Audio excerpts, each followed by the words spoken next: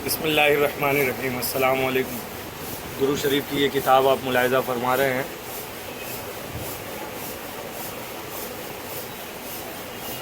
मुख्तलिफ़ दुरूद शरीफ की इसमें 32 सफ़ात की ये किताब है।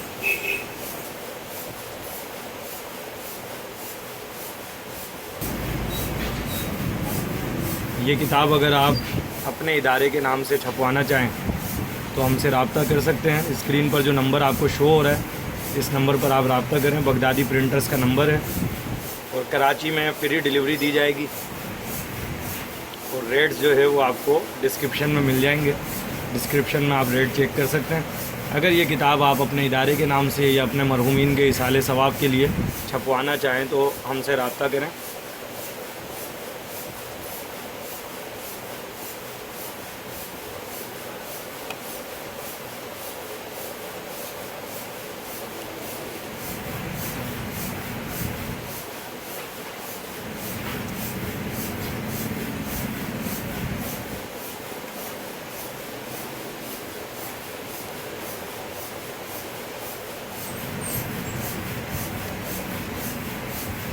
इस तरह से यहाँ आखिर में आपके इदारे की पब्लिसिटी के लिए आपके इदारे का इंट्रोडक्शन और इदारे का इश्तिहार जो है यहाँ प्रिंट कर दिया जाएगा। अस्सलामु अलैकुम व रहमतुल्लाह।